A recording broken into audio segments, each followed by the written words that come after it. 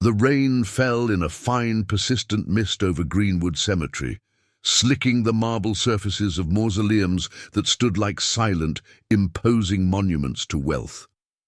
It was a grey Brooklyn day, the kind that leached colour from the world, leaving only shades of stone and sorrow.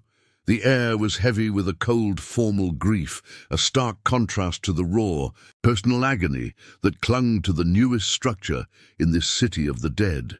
The Sinclair family mausoleum was a sterile monument of polished granite, its sharp lines and unweathered surface a testament to a loss so recent it hadn't yet settled into the earth. It was a place built to project power and legacy, but on this desolate afternoon it felt more like a cage, trapping the suffocating finality of a life cut short and a future erased. William Sinclair stood before the cold tomb, a man who built empires of concrete and steel, yet felt utterly defeated by a single slab of stone. At 48, he was the very picture of success. His bespoke Italian suit tailored to perfection, a silent armor against a world he no longer understood. But his face betrayed him. Deep-set dark circles carved shadows beneath his eyes, and an unhealthy pallor clung to his skin, a stark contrast to the powerful posture he maintained out of habit. His movements were slow, mechanical, as he placed a single white rose on the engraved name, Ethan Sinclair. This was his daily ritual, a pilgrimage to the site of his own heart's burial. He was a titan of industry, a man who had everything, but in the suffocating silence of this place, he was just a father who had lost the one thing that ever truly mattered. He murmured a half-finished prayer, the words catching in his throat as they did every day. The silence that followed was his only comfort, a shared emptiness between him and the son he believed lay beneath the ground. But today, that silence was shattered. A faint sound, a whimper of pain from behind the massive mausoleum cut through the rain-soaked air. Annoyance flickered through him first, an intrusion on his sacred grief. He turned, his jaw tight, ready to dismiss whoever dared to disturb him. And then he saw him, a small, impossibly thin figure huddled on the wet ground, covered in a layer of grime that seemed to have merged with his torn, oversized clothes. Their eyes met, and in that moment the boy's chapped lips parted to whisper a single, world-shattering word, a sound so hoarse and weak it was almost lost to the wind. "Dad!" William froze, his entire being locked in a state of violent disbelief. His mind screamed that it was a hallucination, a cruel trick played by a heart so broken it had begun to invent miracles. The boy, seeing the confusion and terror on his father's face, gathered the last of his strength. His voice was a fragile thread, but the words it carried were a secret key that unlocked William's soul. "Will, it's me, your champ." The nickname, a private joke shared between them since Ethan was old enough to talk, crumbled William's defenses in an instant. The story of what happened next is a testament to the kind of hope we rarely dare to imagine. Sharing these powerful moments is why we do this, and by subscribing, you ensure more true stories of survival and reunion can be heard. It was no ghost, it was his son. The drive back from the cemetery was a blur, a silent, surreal journey through a city that no longer looked the same. William held his son in the passenger seat, wrapped in his own expensive suit jacket, a fragile bundle of bones and filth that smelled of rain and desperation. He drove with one hand on the wheel, the other resting on Ethan's shoulder, a constant grounding touch to reassure himself this was real. Every few seconds, his eyes would dart from the road to the boy's face, tracing the unfamiliar lines of hardship etched onto the features he knew better than his own. The city's skyscrapers, the monuments to his own success, seemed like hollow, meaningless structures now. The only thing with any substance, any weight in the entire universe, was the small, breathing child beside him. A miracle he was terrified might vanish if he blinked. Their arrival at the sprawling mansion was met with the stunned silence of the household staff. The home, which for 6 months had been a mausoleum in its own right, a place of hushed tones and respectful sorrow, was suddenly confronted with a ghost. William carried Ethan over the threshold, the boy's light weight a constant, painful testament to his suffering. He ignored the gasps and wide-eyed stares, his focus narrowed to a single purpose. He walked past the grand foyer with its cold marble floors and up the sweeping staircase to Ethan's old room, a space that had been perfectly preserved, a shrine to a memory. But the boy in his arms was not a memory. He was a survivor, a refugee from a world William couldn't imagine. And this house was no longer a tomb but a sanctuary, a place where the long, slow work of healing had to begin. The first step was a bath. William filled the large tub with warm water, his movements gentle, almost reverent. He helped Ethan out of the tattered clothes, discarding them like a shed skin of a past life. As he washed away the layers of street grime, the full extent of his son's ordeal was laid bare. A map of bruises, some old and faded, others starkly new, covered the boy's thin torso. Scrapes and cuts crisscrossed his arms and legs, and on his forehead a deep, jagged scar disappeared into his hairline, a permanent mark from the accident that had stolen him. William's hands trembled as he cleaned the wound, not just from the sight of the injury, but from the crushing weight of every moment of pain his son had endured while he, his father, had been grieving a stranger. Ethan's story didn't come out all at once. It surfaced in broken pieces, like fragments of a shattered mirror, emerging in whispers during the day and in terrified shouts during the night. He remembered the crash as a storm of light and noise, a violent jolt, and then an unnerving silence. He'd woken up alone in the woods, his head pounding, a thick fog clouding his memory. He didn't know his name or where he came from. The only thing that remained was a single, unshakable image burned into his mind. His father's face. That image became his compass, his reason to keep moving, to keep surviving. He'd lived in alleyways and under bridges, a phantom child invisible to the bustling city, sustained by a memory that instinctively, inexplicably, led him to the one place he felt he belonged, his own grave. For William, each fragmented detail was another twist of the knife of guilt. He was haunted by the memory of that day at the morgue. The authorities had shown him the body of a boy, his features horrifically damaged by the impact. Blinded by a tidal wave of shock and grief, he had nodded, confirming the unthinkable. He had identified a stranger as his own son. The question now consumed his every waking thought. Who was the boy he had buried? How could he have failed so fundamentally, not just as a father, but in the most basic primal act of recognition? He had mourned with such conviction, building a fortress of grief around himself, never once imagining that the foundation of that sorrow was a devastating mistake. He had buried the wrong child. The machinery of the world began to churn, indifferent to his personal agony. A private doctor visited the mansion, his presence a stark intrusion of clinical reality into their fragile bubble. A quick DNA swab confirmed the impossible was true, while a physical examination catalogued the damage: severe malnutrition, dehydration, and the invisible scars of post-traumatic stress. Suddenly, William was battling a new kind of enemy: bureaucracy. He had to prove to the world that his son, officially declared dead, was alive. Death certificates had to be voided, school records reactivated. It was a surreal, maddening process. Sometimes life throws you challenges that feel so overwhelming, and sharing how people overcome them is what we strive to do. If these stories of resilience move you, subscribing is the best way to help us continue this work. Ethan found himself a stranger in his own life. The luxurious softness of his bed felt foreign and unsettling after months of sleeping on cardboard and cold pavement. The profound quiet of the house was a stark, unnerving contrast to the constant, chaotic symphony of the city streets he had come to know as his reality.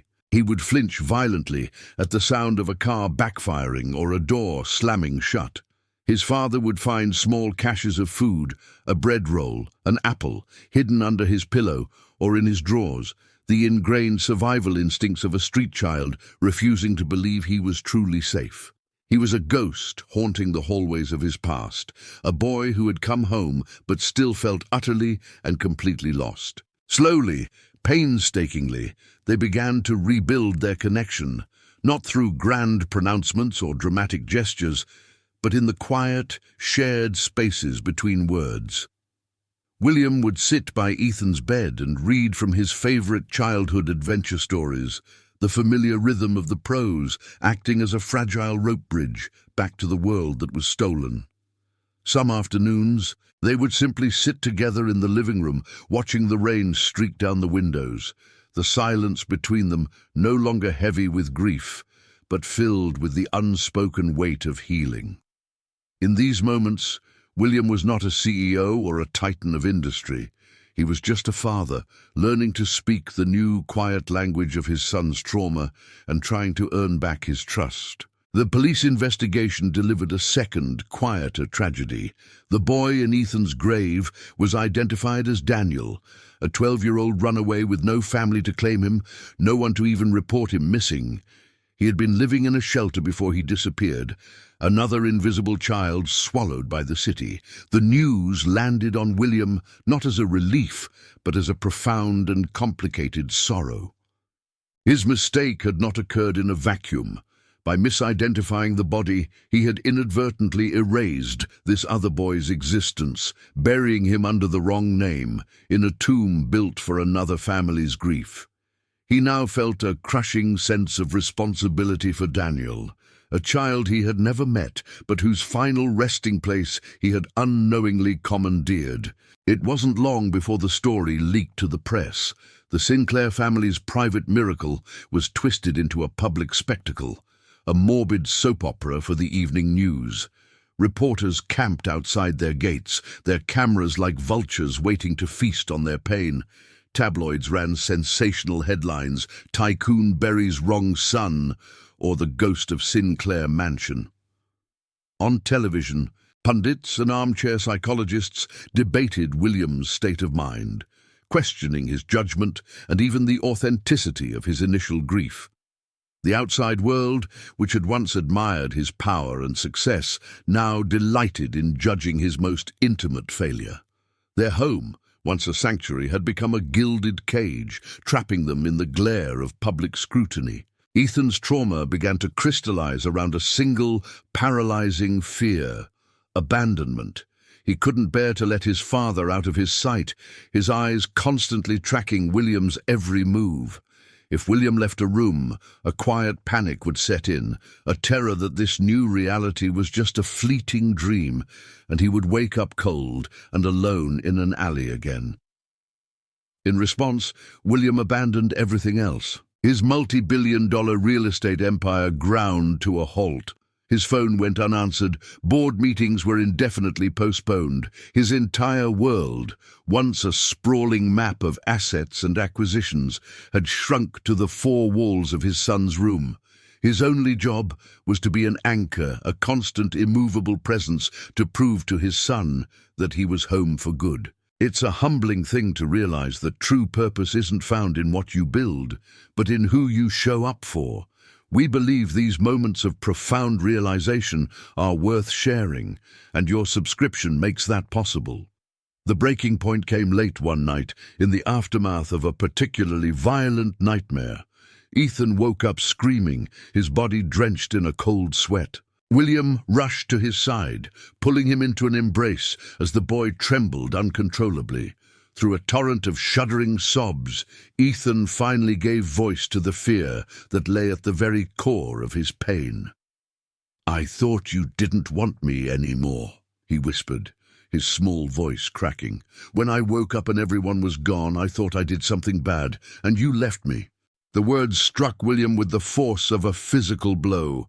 He held his son tighter, realizing the wound was so much deeper than he had imagined. It wasn't just about the crash or the streets.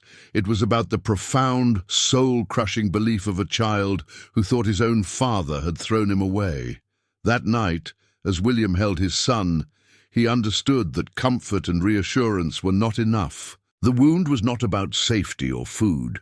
It was a deep, existential tear in the fabric of a child's world, a belief that he was unworthy of being kept. It was a lie that had taken root in the darkest corners of his son's mind, and William knew that simply saying it wasn't true would never be enough to uproot it. He had to show him, he had to prove, through action, that their family was not something that could be broken or abandoned. He had to heal not only his son's past, but also give him a future where he felt an unshakable sense of belonging, a purpose born from the very pain that had nearly destroyed him. The answer, he realized, was not in looking back, but in honoring the life that had been mistakenly entangled with theirs. Weeks later, under a sky the color of pale hope, a small group gathered in a quiet corner of the cemetery. There was no grand mausoleum this time, only a simple, dignified headstone of grey granite set in the soft earth. The name carved into it was not Sinclair, but Daniel.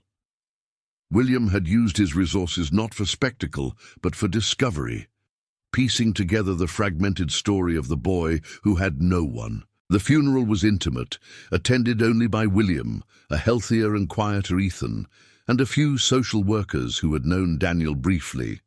It was a stark contrast to the hollow pageantry of the first burial. This ceremony was not about projecting power or legacy.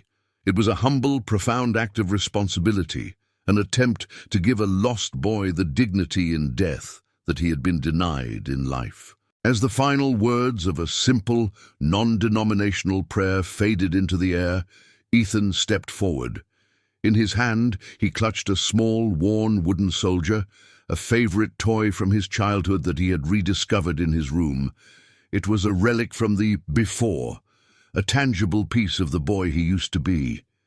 With a solemnity that belied his years, he gently placed the toy on the newly laid turf above the grave. The gesture was silent, deeply personal, and it spoke volumes. It was an offering from one survivor to another, a child's recognition of a loneliness so profound it transcended life and death. William watched, his heart aching with a mixture of sorrow and overwhelming love, as his son gave a piece of his own reclaimed childhood to the boy who would never have one. Ethan turned to face him, his eyes clear and filled with a wisdom forged in hardship. His voice was soft, but it carried across the quiet space with absolute certainty, delivering a truth that would redefine their future. "He had no one, Dad," Ethan said, his gaze unwavering. "For 6 months he had us, even when we didn't know it. Now we're his family too." The word settled over William, not as an accusation or a burden, but as a gift. It was an absolution offered by the one person who had every right to condemn him. In that simple, profound statement, Ethan had transformed their tragic mistake into an unbreakable bond, reframing a stranger's death as an unwitting adoption. He gave them a new family member to honor, and with him, a new purpose. A profound sense of clarity washed over William, cleansing the last remnants of his suffocating guilt. He looked at his son, truly looked at him, and saw not the fragile victim of a terrible fate, but a beacon of empathy and resilience. Ethan had survived, and in his survival he had chosen not bitterness, but compassion. William knelt and pulled his son into an embrace, no longer one of desperate protection, but of shared strength and mutual respect. The bond between them was sealed in that moment, forged not only in the joy of their reunion, but in the shared responsibility for a life they would now honor together.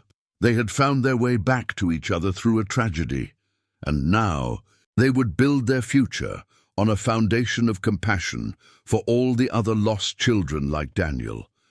The world that had once judged William Sinclair now watched in stunned silence as he began to dismantle the empire he had spent a lifetime building. The news rippled through the financial districts with disbelief. Sinclair was liquidating assets, selling off properties, and redirecting his vast fortune not into new skyscrapers, but into a single, deeply personal mission. He called it the Daniel Project. It wasn't a business venture, it was an act of atonement and a promise. Born from Ethan's simple declaration at the graveside, the foundation was created to be the family Daniel never had. A safety net for the countless other invisible children living in the shadows of the city he had built. William traded his corner office for the crowded, often chaotic rooms of youth shelters, his focus shifting from blueprints and balance sheets to the faces of teenagers who, like Daniel, had no one to report them missing. 5 years later, the fruits of that promise stood tall in the heart of Brooklyn, a modern, welcoming facility that was more of a campus than a shelter. At the dedication ceremony, a confident 16-year-old Ethan Sinclair stood at the podium, his voice steady and clear. He spoke not of his own trauma, but of the quiet strength of survival and the profound power of being seen.